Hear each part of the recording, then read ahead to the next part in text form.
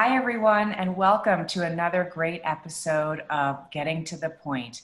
I'm your host, Cindy Skalicki, and today I am so pleased to have with us Marie Zimenoff. She is the CEO of Career Thought Leaders, an international consortium about careers, and she'll tell us more about that in a second, and also the CEO of the Resume Writing Academy. And today we're going to go through 3 points. That's what we always do here on Getting to the Point. Marie is going to share with us 3 key pieces of information about how to help others who are out there right now looking for new careers. Good morning and welcome, Marie. How are you today? Doing well, Cindy. Good to see you. You too. Can you expand a little bit on what you do for CTL and the Resume Writing Academy for us, so we get to know a little about your expertise? Yeah, so Career Thought Leaders and Resume Writing Academy are professional development organizations for career service providers. So resume writers, coaches, strategists. We work with personal branding strategists, career coaches, leadership coaches, people who help others advance their careers. And we serve about 1,500 people each year across 40 different countries. Wow. Awesome. Well, and I always like to tell the audience how I met my guests. And so Marie and I actually go a ways back. I'm actually celebrating 5 years with On Point this fall, if you can believe it, this month, in fact. And I owe a lot of that to Marie because, or at least the initial growth of On Point. I still remember sitting with you at Cuppy's Coffee here in Fort Collins when you lived here. We sat down to chat about things, and you had just started your journey with CTL. And Marie invited me to speak at the conference in Denver. That was her inaugural conference as the CEO. And I met such an amazing group of wonderful men and women at that 3-day event in Denver. And I did a breakout session there, and you did a great job on your keynote. And then I've done over the years, a little bit of helping with you on public relations pieces and some coaching, and it's just been a joy to get to know your expertise and also so many wonderful people in your network. So it's been a lot of fun to get to know you. And now you're in Salt Lake City, right? You guys up and headed out there about a year ago already. Is that right? Yeah, almost a year and a half. Oh my gosh, time just flies, right? Well, let's dig in, Marie. Let's talk about some of the things that you wanted to focus on today that include how to vet trends, how to watch for trends in the career space, and how to maybe identify a couple trends that are coming up for 2021. So what do you mean when you say trends in your industry? What kind of trends are we talking about here? So I think this could apply to anybody in any industry. You have things that you hear about that you're like, is that a thing? Do I need to be worried about that thing? Like TikTok, for instance. Is that a thing? Do I need to be worried about that thing? If you're in social media marketing or even in any kind of marketing in any business, you might have thought, is that something that I should pay attention to or not? In the career space, of course, it's huge because we're looking at LinkedIn and that's not a trend anymore, right? That came on the scene and it stuck. And then you might see new things coming up and wondering, is that something that I should pay attention to and spend my time on? Or is that going to be a waste of my time? And that's challenging, especially in industries that are moving quickly.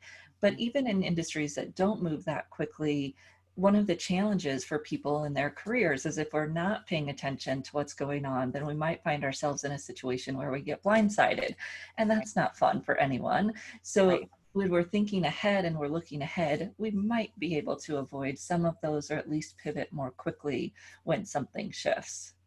Well, and I think a lot of your conference content surrounds what are the trends that are happening right now. I mean, that's what Career Thought Leaders is trying to accomplish, right? Is to be that mechanism that guides the career industry and helps people in the coaching industry that you are in to understand, should I pay attention to, this new app or platform or style of building a resume? Are we putting pictures of people on resumes. Is that a thing, right? I don't know, whatever that might be.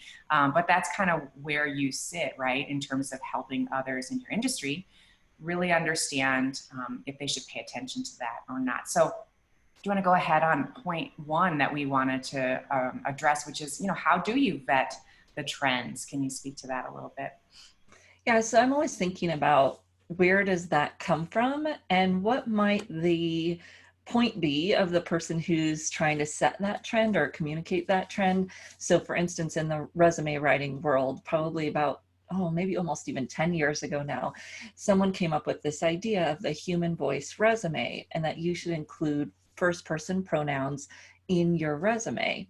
Okay. And it was like, okay, that is something that maybe feels good to a job seeker, but let's vet it with employers and see what they think. And so I worked with a few clients who wanted to try that on. We sent it to some employers and got a lot of feedback that doesn't sound professional. It Mm-hmm. doesn't come across as what they're used to, right? Good or bad. But when it doesn't come across as professional or is hitting them the wrong way, then it's probably not something we want to pay attention to. Right. However, the idea of including your story in your resume and really getting rid of some of those boilerplate phrases that people were using, that was a good part of that trend.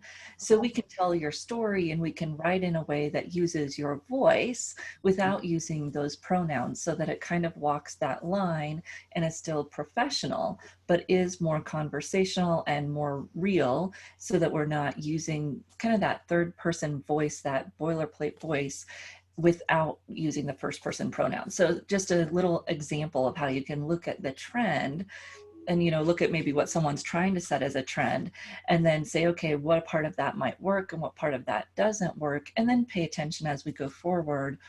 How does that shift? So there might be some startups today, and you may have worked with some startups who the using some pronouns on the resume may hit them in a Mm-hmm. better way. Mm-hmm. So I'm going to put you on the spot for an example of obviously first person pronouns are I, and so you want to avoid sentences. Where would those end up in those examples that you sent out to vet? Is it in kind of the description part then of the position that they're trying to share more about? And then, how do you switch that to more of a story when you're writing versus that kind of cold, hard, typical, reporter style of writing when it comes to, because I think you make a great point. You can't go in there and be, I this, I that, and look at me and how great I am, but you do want to put in a story. So do you have a quick example of those? Yeah, so a lot of times that comes up in the summary, and this Yeah. Okay. process, it was really about writing the summary that way. And what's interesting is that you can use a personal pronoun and still use a bunch of overused phrases. I'm a results oriented sales professional, and even though you used I, it still doesn't Yes. Results. connect, right? Well, It's aren't we all results oriented sales professionals? right. Still doesn't work. So we could tell about, in a summary, for instance, I like to tell about the summary of the things that someone's done. So if you have delivered growth, just say that. And the more specific you can be, even in a summary, the better off, because then people can see those kind of the quick hit wins of what you've achieved versus some of those global statements that we tend to use that sound just fake because we don't have anything to back them up. So if you want to tell me that you're results oriented, give me a real quick story of the results that you've delivered. And it could be throughout your career, it could be, growth within a company, whatever.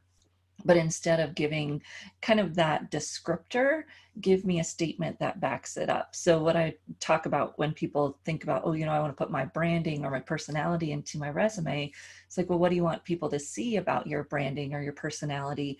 And okay, let's find some points that demonstrate that back it up. So instead of saying these things about you, we can show them through the points that we share and the stories that we share. Perfect. Perfect. And I'm wondering if some of our audience members might be watching and thinking, what does my updated resume look like right now? Because people who are watching might already be in very great jobs that they love. Some might be in jobs, but open to others. Some might be looking, and some may be, either or underemployed. And so always having your eye out there to see what what you can be doing to update and keep your resume updated is always a wise move. And also that does bleed into that LinkedIn profile. And you and I have talked about this a lot offline. Oh, there's just so much that you can do to make that sing, so that if recruiters are looking there, you can have, documents or video of yourself, or, certain things that you can add there that you maybe cannot put on paper for that resume piece. So, well, perfect. That's a great way to wrap our first point. How about watching trends? Is that something that you're constantly doing, Marie, from your perspective? And then how would you suggest others watch for trends, and how do they know, again, if those are legit, right? Yeah, I think this is a hard one because people have always been told that, put your head down and do great work and you'll succeed in your career. And I don't know about you, Cindy, but I have not seen that necessarily to be true. Right. It's really that picking your head up and one, networking, and two, knowing what's coming next so that you can add value to what's coming next. And this means that no matter what role we're in, we're engaged with our industry association, going Okay. to those meetings, which the virtual world has made easier. Right now, you don't have Right. to fly. Absolutely. Yes. Yes. You don't have to fly to that industry meeting. You can Right. just hopefully hop on some Zoom things and see what's going on. But when you stay connected to those industry associations, just like Career Thought Leaders doing in the careers industry, that's part of what most industry associations do, is set the tone in some ways of what's coming next and how can they share that with you. If you're employed, go to those company meetings. I know they can be boring, but go and pay attention and read what's going on. I know a lot of, CEOs have started to send out the weekly newsletter or whatever, and we can just hit delete on those way too easily. Right. Read it and see what's going on with your company. That way you'll know how you can plug in and add value, but you may also start to see some writing on the wall before something happens and have some additional time to make a move. That's a good point. Yeah, those industry meetings are so much more accessible when they're virtual, and they can be really packed with a lot of great information, not just from the people presenting who are on, the boards and such, but the guest speakers and the breakout sessions. Choose those strategically, right? So that you're getting after things that you're maybe less knowledgeable about. So I guess maybe the summary there is like, have some curiosity, right? And be proactive in managing, how you watch for the trends that are out there. And then cross-check them with career thought leaders, right? Ideally, that would be the best way to do that. Well, what about some of the trends that you are seeing now or that are coming up? And I guess I'm gonna go there, Marie. The landscape's changed so much with 2020 having been the type of year that it has been. Do you think the trends that are the result of this pandemic are showing their faces now, or are we not seeing them yet? Or maybe both? Yeah, it's so hard, especially when you're thinking about like what industries or careers are growing or shrinking. There's some piece of me there that's saying, just wait, just hold on.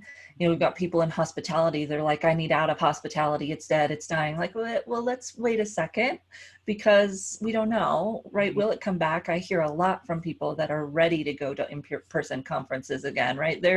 We've learned that virtual has its place, but maybe we've also seen that there is a benefit, a unique value proposition for an in-person event. And so there's some watch, but don't knee-jerk reaction, right? We want to avoid those knee-jerk reactions and just to pay attention and see what's going on in our industry. I think as we see the markets kind of trying to readjust and everybody's, how long will the recovery be? Here in the US, we're already down to 8% unemployment, which took a really long time to get there in the 2008 crash. Will it last? Will it dip again? We don't know. But when we're looking at industries specifically during this time, I think we've got to be careful of how will that shift and will it stay where it is? We can imagine that some of the big shifts are going to stick, like the consumer product goods, people, Sure. that's going to be a good place to be. Sure. Tech is going to be a good place to be, because even if people do go back to the office, there's going to be more people working from home more of the time. Online education, that's going to be big for a while. Yeah. Again, people do want to get back to campuses, but there's Yes. still going to be Yes. this online education component. Mm-hmm.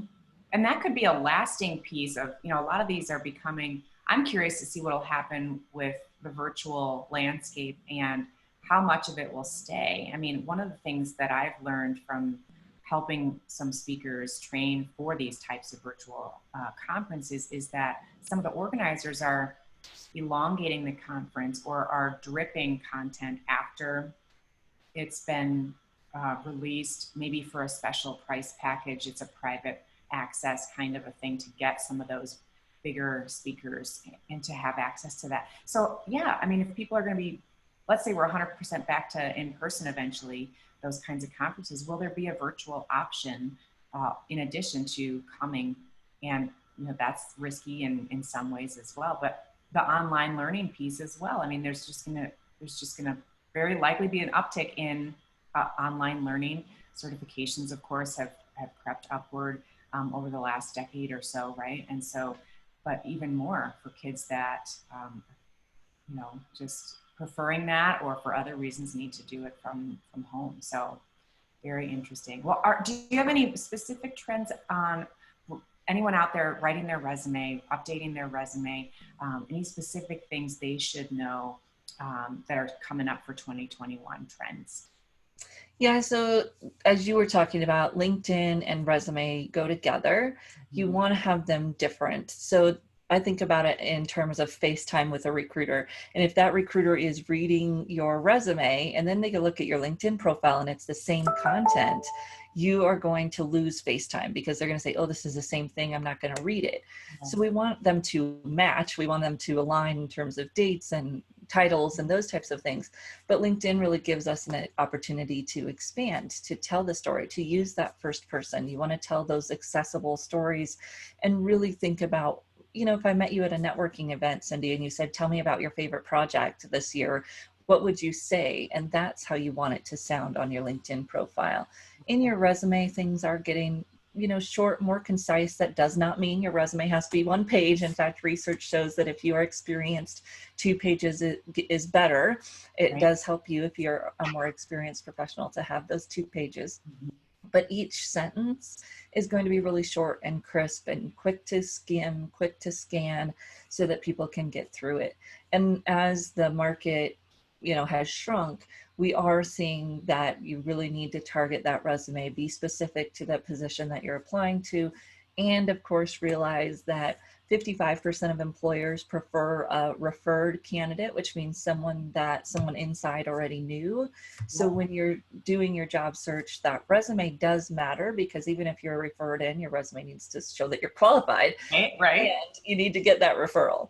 Yeah, that network piece is so huge because so much of the resume sifting, if you will, is done from an automated system, right? I mean, what would you say, Marie, if someone in our audience is putting resumes out, let's say they put out 5 today and they don't have a network connection, I mean, are most places using that kind of keyword search or automated system? And how is that just kind of par for the course now, or what's the story there?